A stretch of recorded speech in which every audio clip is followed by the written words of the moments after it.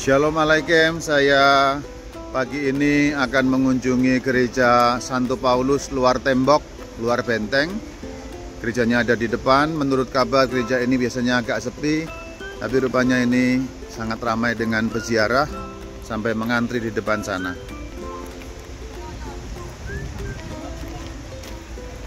Nah, inilah gereja Basilika Santo Paulus luar benteng. Kita lihat ada patung besar Rasul Paulus di bagian tengahnya. Tempatnya bagus. Bagian depannya itu ada taman-taman juga, hijau-hijau. Dan kita harus memutar untuk sampai pada bagian depan gereja ini. Biasa pada waktu ini rupanya harus pakai scan-scan demi keamanan.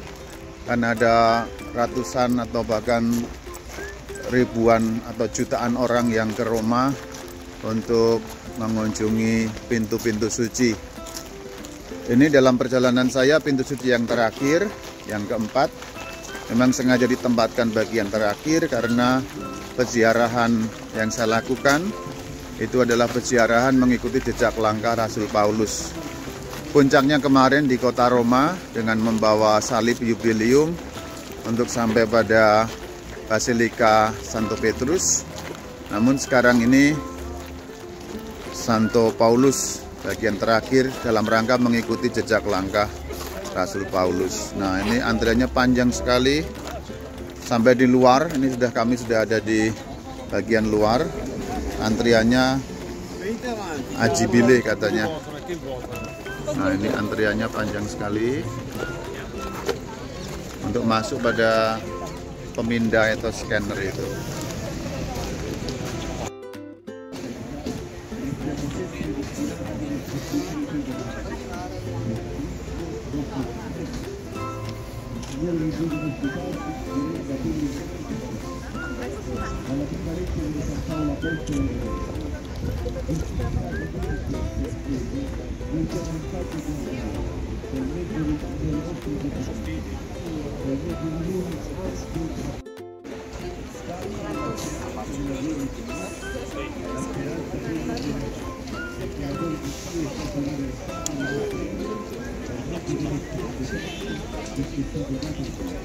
Ini ada tempat-tempat untuk penerimaan para peziarah. Ada scanner juga supaya aman para peziarah dari barang-barang berbahaya, jadi mesti di-scan demi keamanan. Tempatnya bagus, ada banyak pohon, ada banyak taman. Mari sekarang kita berarak menuju gereja Basilika Santo Petrus luar tembok.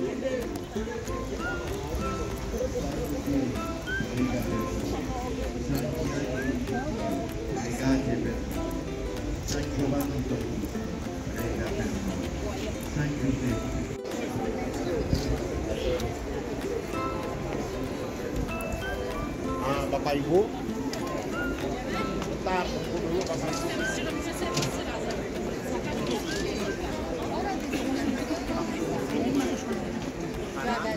Kita foto sedikit.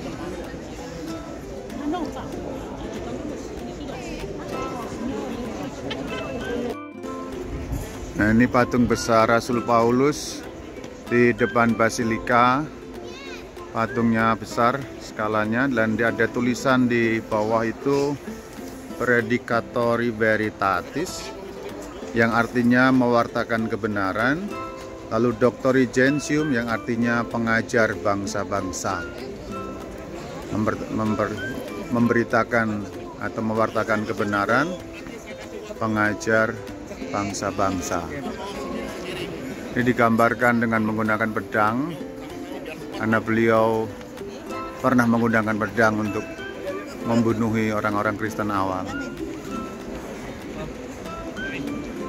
Dan digambarkan dengan mata yang tertutup, kontemplatif sekali, dan membawa kitab yang ditulisnya.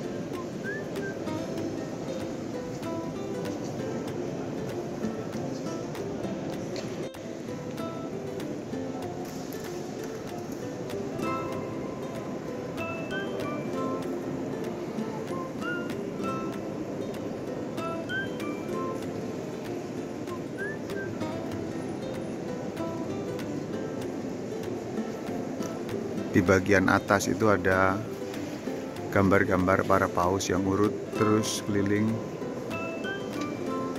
keliling.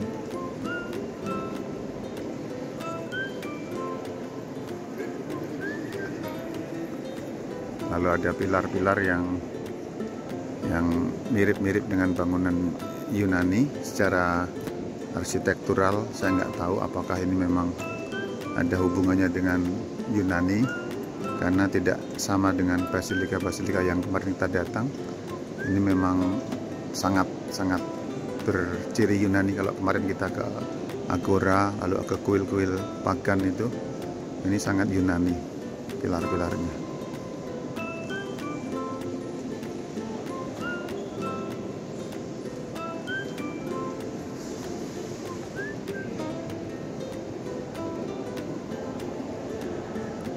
Nah, di bagian tengah itu nanti ada makam Santo Paulus di sana.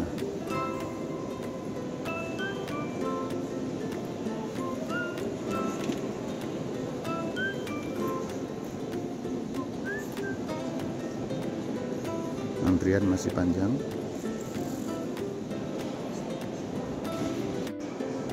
Pintu suci ada di bagian samping kanan. Itu ada salibnya di depan. Itulah pintu suci pada gereja Basilika ini. Dan orang akan kemudian ke tengah, tapi juga bisa langsung ke sini. Ini bagian kanan gereja.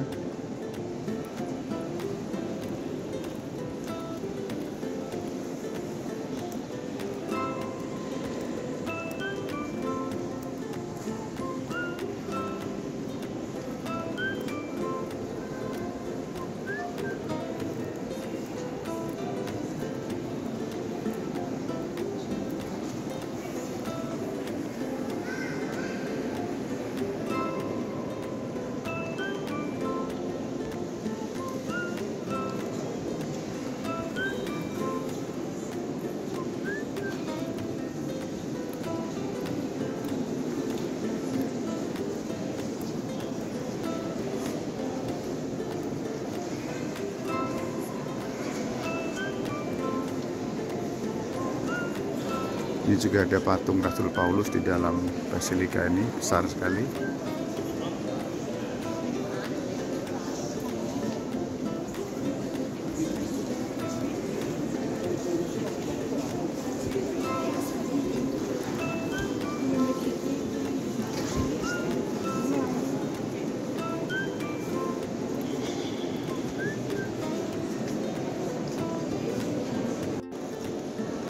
Itu bagian terakhir, tinggal satu.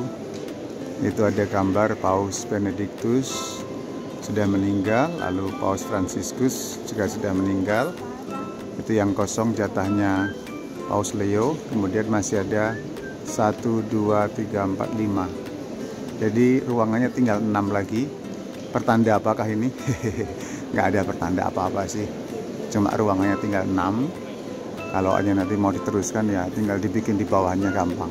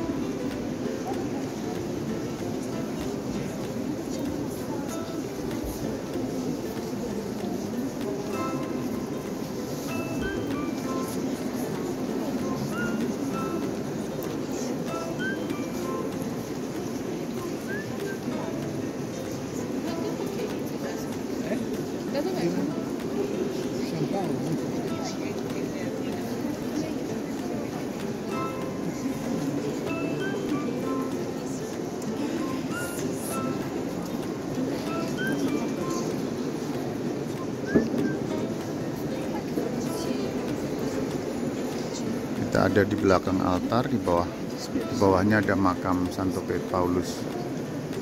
Itu orang-orang yang menuju ke makam Santo Paulus, itu di bagian bawah.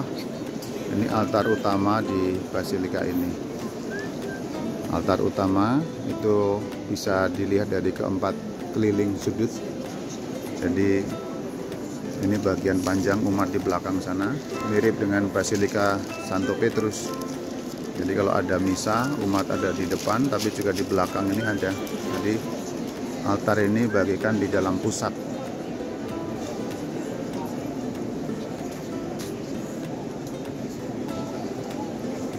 Dan di sana ada altar lagi. Untuk kelompok kecil bisa dirayakan. Tapi kecil-kecil juga di sini kalau 500-700 orang menampung nih bagian sini aja.